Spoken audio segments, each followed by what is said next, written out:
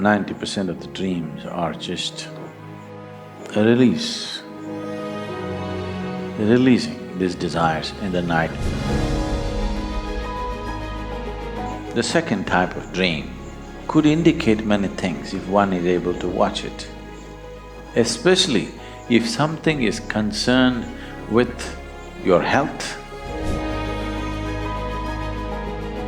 The third layer of dream is opening up of new areas of memory within you can be very painful. There is another kind of dream, tantra. It's just this, that you dream up something and slowly you bring it into reality.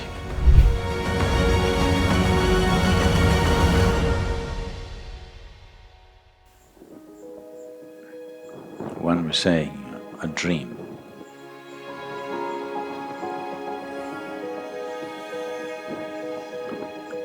There are different aspects of your mind.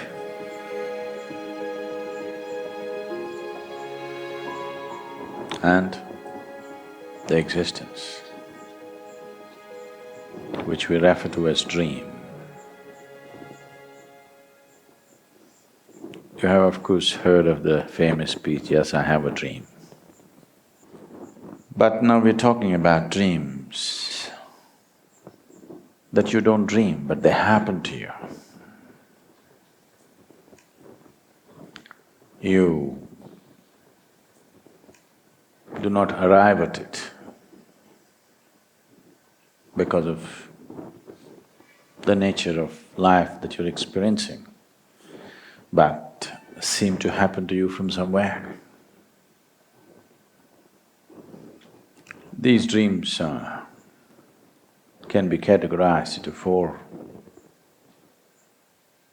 categories. These four can be further categorized into many, many more, but we will look at the four. 90%, I would say, or more. 90% of the dreams are just a release.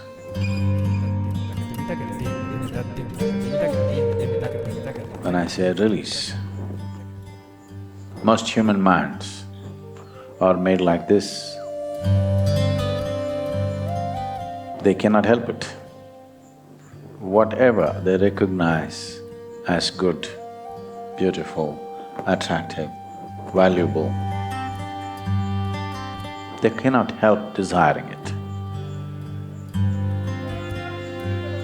So the multiple desires that the mind generates through the day, most of the desires are not even conscious. It's simply happening because the mind is in that mode. If something is good, I must have it. So when it's in that mode, it keeps on desiring many things. It's your fortune that all those desires don't come true. If they come true, you will be in such a great mess. So, the dream works for you. Now, being in the Hatha Yoga program right now, after having woken up early in the morning and doing 4 hours of whatever sadhana and study and everything, in the afternoon,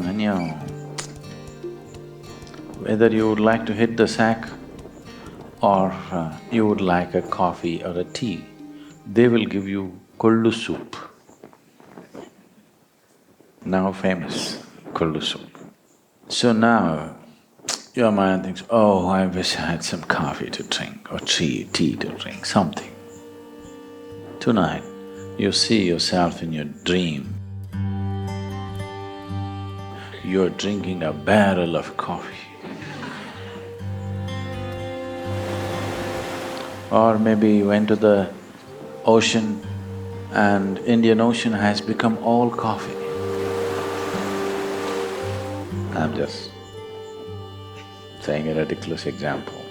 But I'm saying dreams are an exaggeration of all the things that you desire.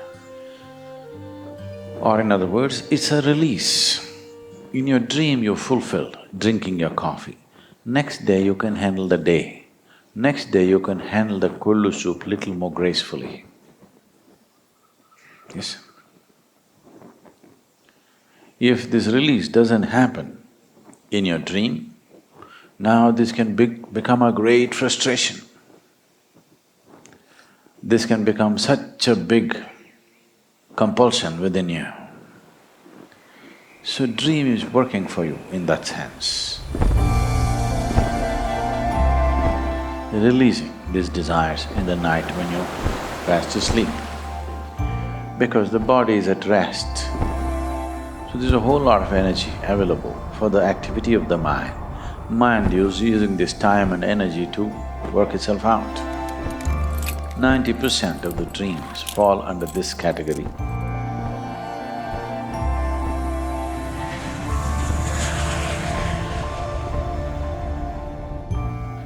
There is nothing to do about this, nothing to remember, no need to remember, let it go. But if you're having a lot of dreams on a daily basis, now you must look at the day. You must become more conscious. The more conscious you become during your day, you will see the less dreaming will happen in the night. More unconsciously you aspire for everything around you, the more dreaming will happen. This distinctly in your experience. You just meditate strongly enough through the day, you will see that night when you sleep. It's not that there's no dreaming at all, there is, but it is considerably less. Another manifestation of the dream is, there is something called as prarabdha. Prarabdha means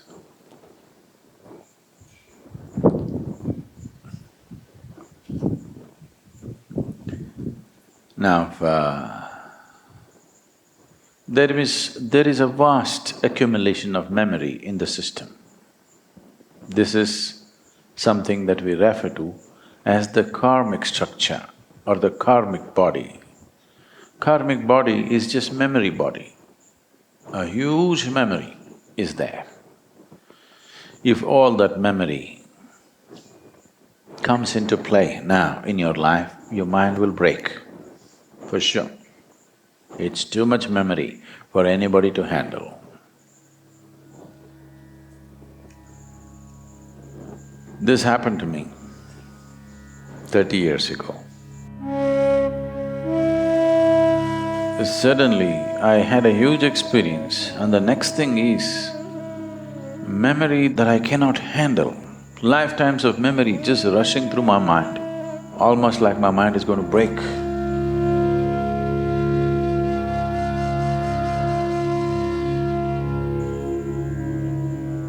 Because there was an immense experience, you can handle it. Otherwise, your mind will break when such memory falls upon your mental structure. It cannot handle the latent memory becoming an active process. So, nature has devised a way, or your own system has evolved a way of taking up one part of the memory as the allotted memory to be dealt with right now. This is called as prarabdha. It's a very common word that it was a normal conversation during our grandmother times.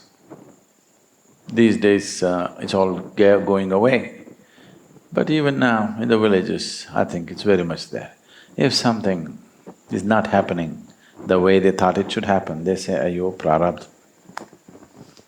That means it's already allotted memory, it's coming, it's playing. It's not happening here, it's happening here. But that is also ascribed to what is imprinted within you is playing out in front of you. So that is the second type of dream, it is playing out.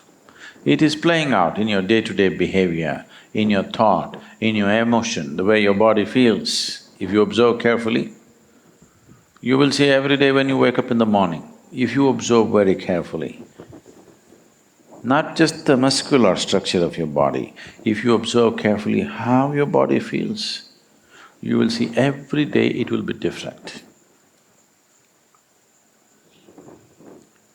Because prarabdha plays in a certain way, creating everything that happens, every memory release that happens on the mental structure will naturally create a certain sensation or a sensory pattern in the physiological structure. So, depending upon what type of prarabdha on that day, your body begins to feel in a certain way. If people who are conscious, if you observe the way your body feels, today you know what's coming. Many of you might have noticed on certain days, when something acute happened, somehow in the morning itself you're feeling funny and you went and crashed somewhere. Many people, they need not be enlightened or super conscious about what's happening within themselves, but many so-called ordinary people might have felt this when something acute is coming that day. Already when they woke up in the morning, they were feeling funny, and because they do not know how to decipher, they walked into it. Those who know how to decipher, on that day, they will step back. They know today is not a good day.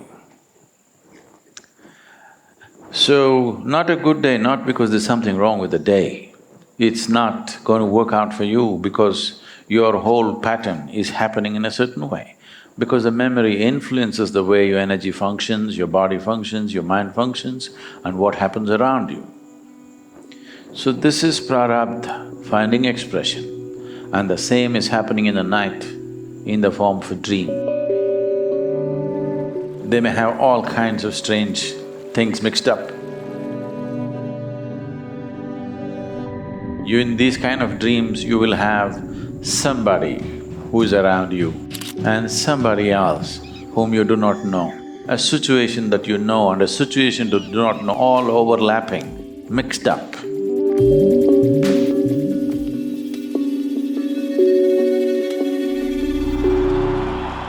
Many people would have noticed such dreams.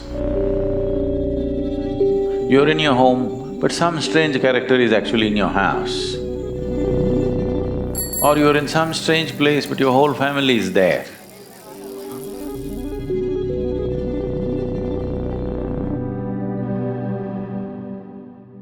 So what is known to you and what is unknown to you, what you consciously remember and what you do not consciously remember, all of them are entwined in this dream.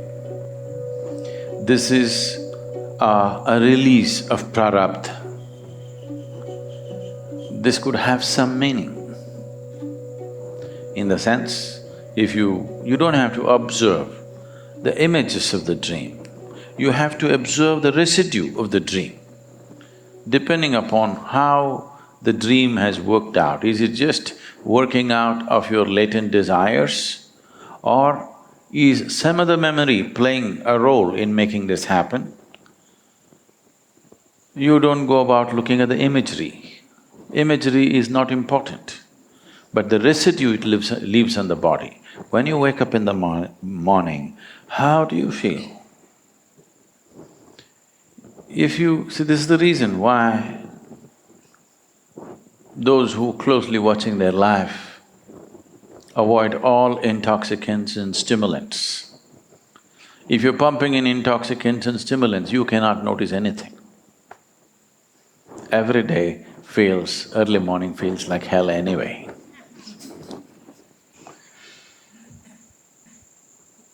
They have to work themselves out of it. So once you play with the nervous system, all this is jumbled up, this is not even relevant for such people. Once there are intoxicants and stimulants, it just won't work because your nervous system starts saying something else, which is of a completely different nature. The prarabdha, the second type of dream, that we talked about could indicate many things if one is able to watch it. Especially if something is concerned with your health or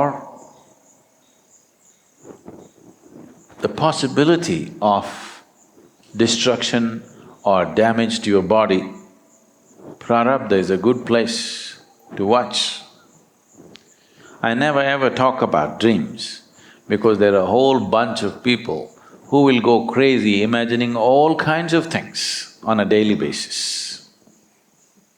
I saw this in my dream, so this is going to happen today, tomorrow that's going to happen. Their imagination will run wild. Dreams will not happen in the night, throughout the day it'll start happening. So the third layer of dream is if you touch certain states of experience in your life, we could actually do a survey on this. Many of you might have found after you went through a powerful experience, let's say you were initiated into Shambhavi, or you went through a Bhava Spandana, or you went through a Samyama program, or you went through some other initiation process, the dream patterns seem to have changed after that. The type of dreams that you're getting has changed, the volume of dreams could have changed, it could have become more or less or something else. Some change could have happened after a powerful experience. What is the meaning of a powerful experience? A powerful experience means somehow you cross some kind of threshold within you. There are layers and layers of boundaries that one has set up within himself. On a particular day you broke through one, or you crossed one layer of something, so the pattern of dream could change.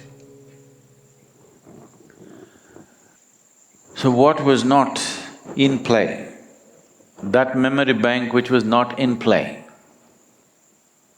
has begun to come into play, new release. I don't know if you understand. In India, every Friday they say new release, that means a new cinema is coming. So this is a new release. These can of worms were never there, suddenly new release. Because a powerful experience happened and broke through a certain barrier of memory. These barriers are your protection, because if all of it opens up at once, no mind can handle it, it'll just break. So this is called, this storehouse of memory or storehouse of karmic substance is called sanchita. This means this is a warehouse of memory. If all of it comes, nobody will be able to handle. So, something from that entered your life. That means this life has become a larger scope than what it was before. Your life was playing out to a certain volume of memory. Now if you break through with a big experience, it has become a larger scope. Larger scope means if you handle it efficiently, larger scope is a great thing. If you handle it inefficiently, larger scope is lot of trouble. In fact, that is all human beings are struggling with, that human life has a larger scope than other creatures, that is the problem, isn't it?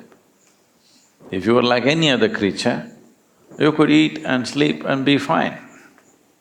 Because it has a larger scope, that is the trouble that they're suffering. So, when a larger scope opens up, then if you handle it right, it'll be very wonderful. If you don't, it'll be painful. But even if it's painful, in the ultimate scheme of things, it's still good for you. You don't like that. Now, Hatha yoga is painful, isn't it? Yoga is painful, come on, let's admit it. It is painful, but we still do it because in the larger scheme of things, it's good for us. In some way we understand that, that's why we're doing it, isn't it? So, opening up of new areas of memory within you can be very painful. Because now you're putting your life on a fast forward. What should have been handled probably in a next edition, you're trying to handle it in this edition because you're in a little bit of a rush. You don't want to have one more edition. You want to say everything you want to say in this edition. Now it becomes more complex, isn't it? But if you handle it right, it is very good. Otherwise, it suddenly feels like after entering the spiritual path, everything in the whole universe seems to be kicking you up from every direction. Because that's how it is. Because you opened up another dimension which you are not handling. I don't know how it is where you come from, but in India, there is something called as 10th standard, which is a board exam. Okay. Not much stuff in this class, very minimal, but still this is a this is a place where children are terrified usually, because the examiners are not their own teachers, somebody else is going to correct their paper. So, it all depends how you've been passing till then. Most of them are terrified and anti-diarrheal tablets will sell in millions on that day when the examination comes and all kinds of stuff. This is only a kind of a preparing the child, kind of a rehearse for really graduation for the high school, which comes at 12th standard. If you pass 10th standard, which is supposed to be one milestone in the education process, you don't get into a better place. Suddenly 11th and 12th is in a different dimension of study. Till then it was just this. Suddenly 11th and 12th is completely… everything is multiplying at least 4 times over in terms of syllabi and complexity and everything that you require to study. So passing is not always a good thing. But if you don't pass, you don't go to the next step. If you remain in the same step, you will suffer stagnation. If you move to the next step, you suffer a larger challenge that is bound to be there. So this is just like that. If you remain in the same place, life seems to be comfortable. If you move to the next step, it is definitely next step, but it is a much larger challenge to handle.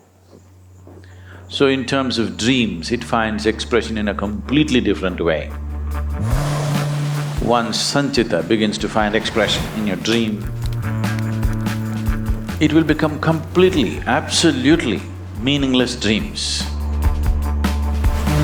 One spot here, one spot there, one this, one that, nothing will be continuous.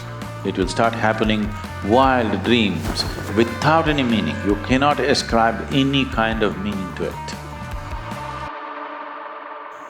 This happened. You heard of Bernard Shaw? Not heard of Bernard Shaw? The playwright? Okay. A new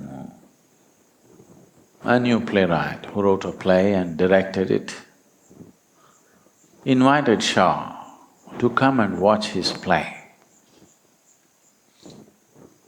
Shaw went, sat there. Within a few minutes he slept off. When the play was over, the young artist or the young writer came to Shaw and said, "I invited you because I wanted your comments, this is my first play." Bernard Shaw looked at him and said, "Sleep is a comment."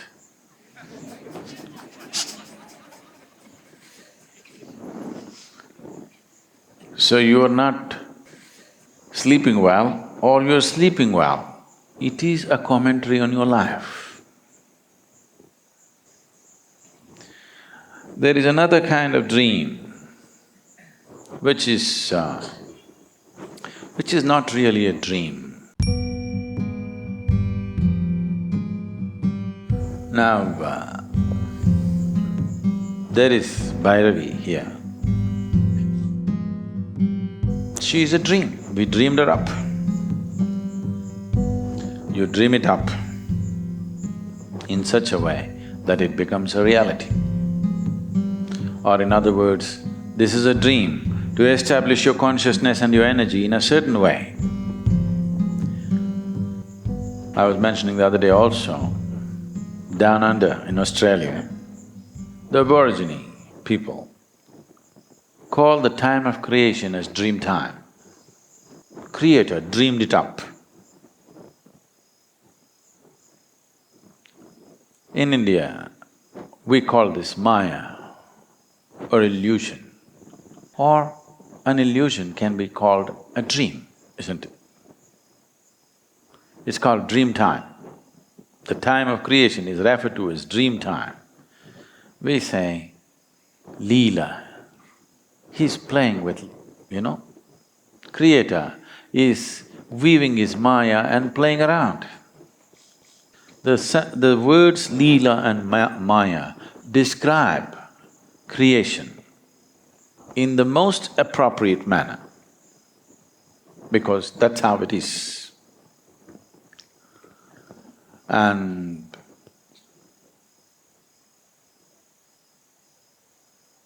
the whole science of what we are referring to as Tantra is just this, that you dream up something and slowly you bring it into reality.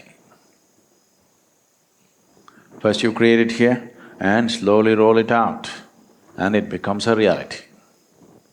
All deities were made like this. For a particular purpose, they created it here and rolled it out, and it's as real as anything. In everybody's experience, not just if it's true only in your experience, it could still be a dream. When your dream becomes a living experience for everybody, that's reality, isn't it? Not because you're trying to influence them by suggestion, not because you're trying to hypnotize them with a powerful suggestion. You need not know anything. You walk into the Devi temple, it hits you in the face. You don't have to believe anything, because now she's reality.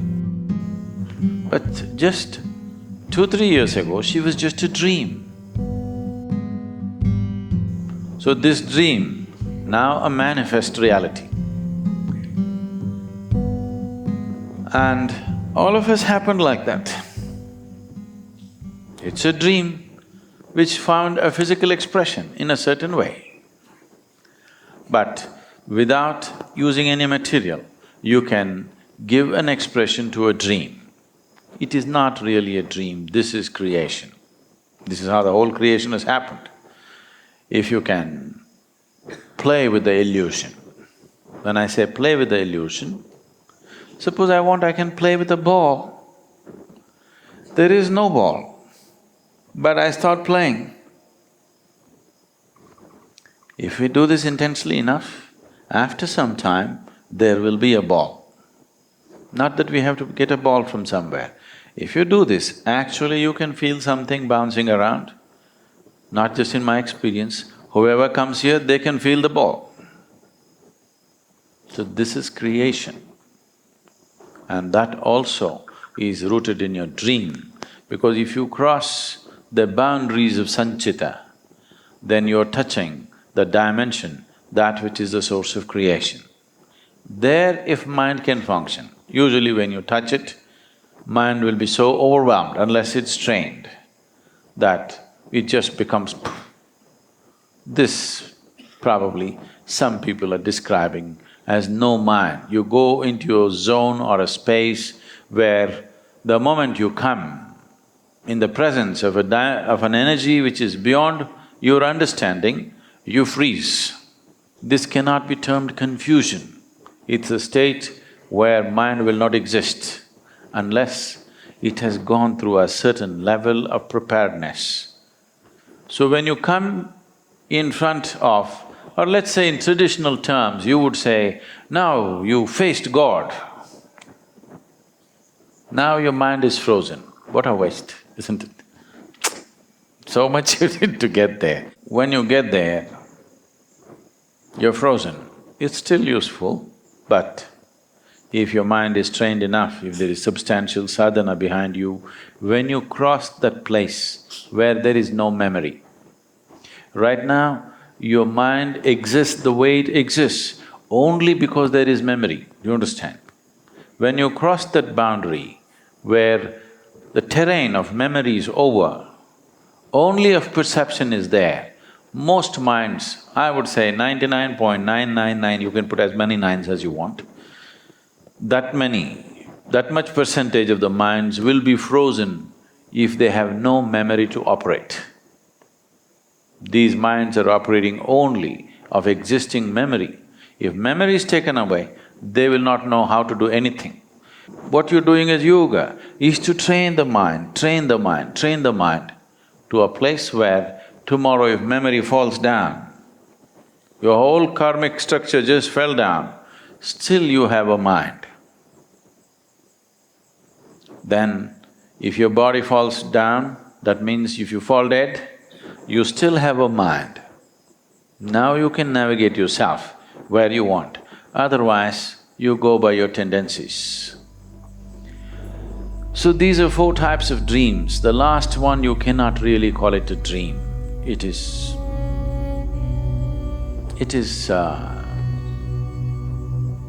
what to say? It is the other bank. It is not this bank, it is the other bank of existence. So, one thing that I must tell you as advice is, whatever the dream, learn to ignore it. Because if you start looking for meanings in dream, you will lose meaning for your life. You will become hallucinatory.